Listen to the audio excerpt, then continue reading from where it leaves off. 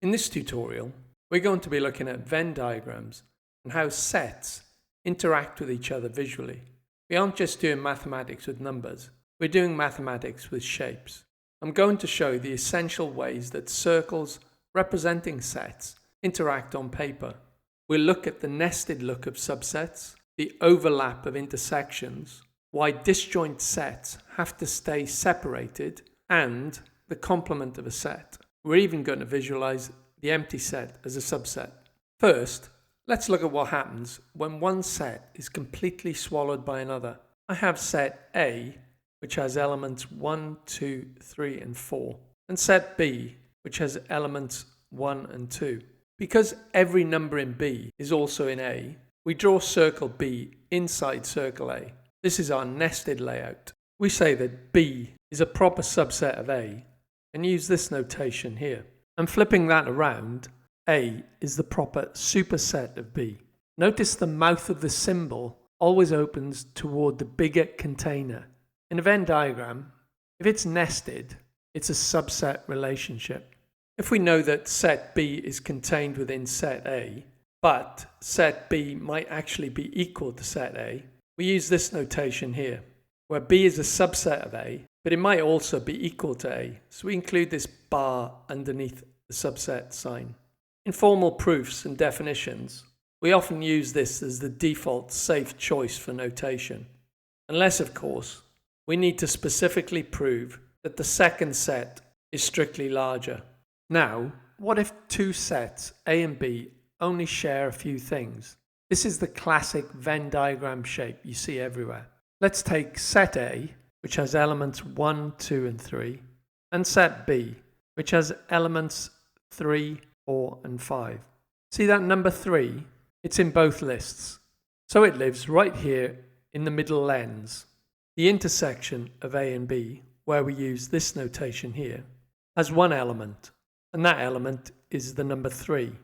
If I shade just that middle part, I'm showing you the AND zone.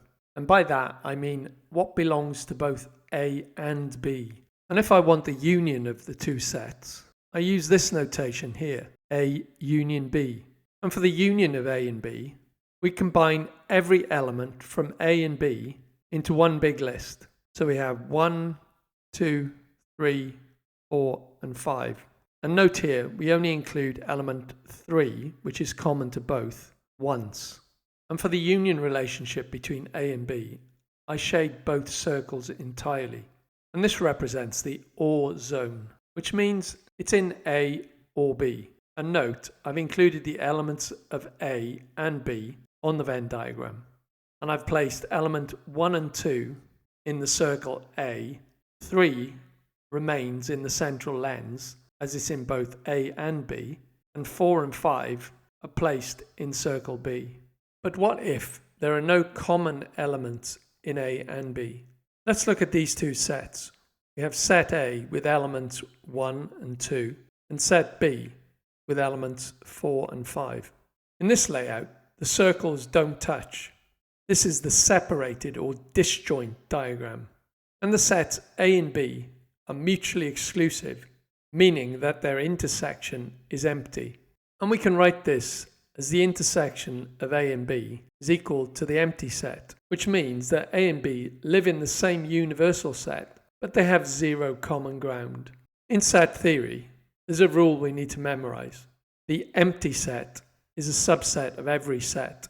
So if I have set A, which has elements 1, 2, 3, and 4, the empty set is a subset of set A.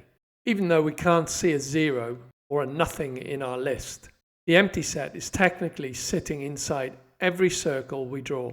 It's a subset that doesn't take up any numerical space, but logically, it's always there. So far, we've looked at the relationship between the circles themselves, but now we need to look at the space around them. This brings us to the complement. In set theory, the complement of set A is everything in our universe that is not in A.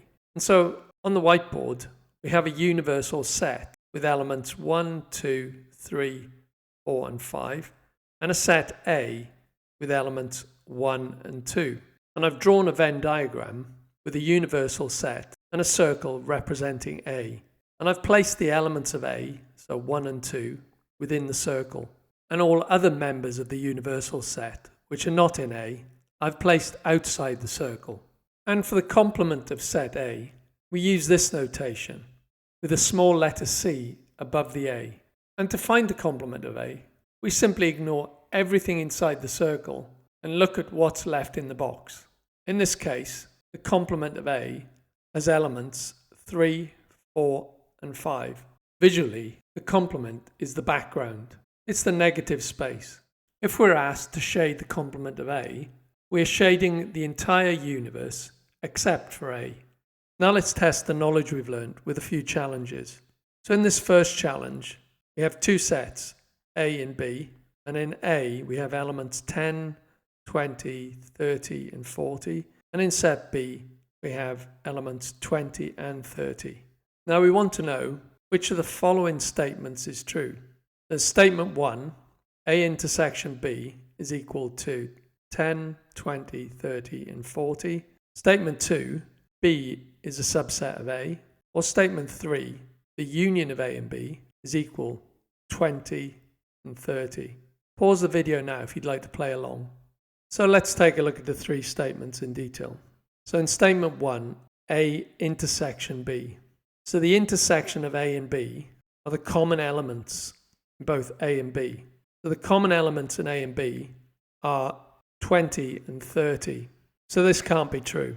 And if we look at statement 3, it says the union of A and B is equal to the elements 20 and 30. Well, the union of A and B is all the distinct elements in A and B.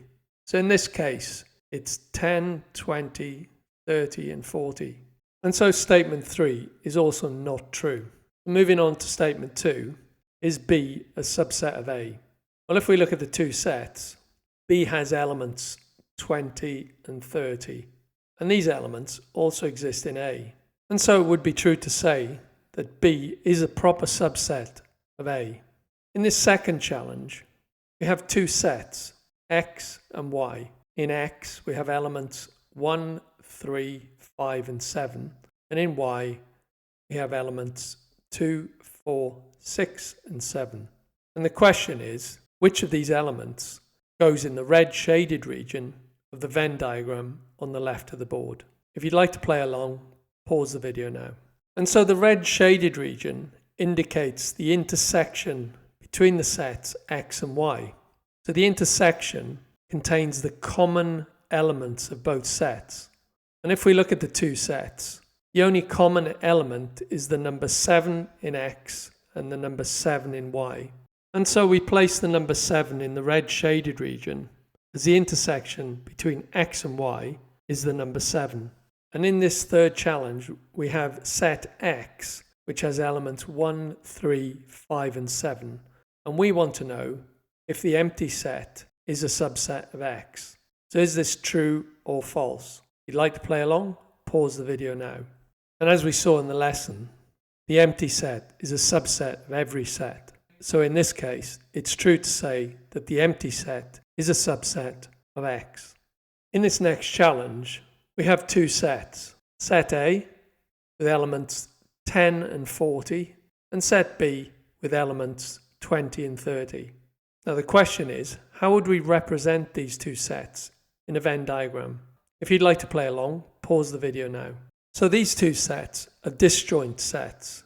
So they have no point of commonality, which means that no element of set B exists in set A, and no element of set A exists in set B. So the intersection of A and B is the empty set. So on a Venn diagram, we draw two circles, one marked A, one marked B, and neither circle would overlap. In this challenge, we have two sets, A and B.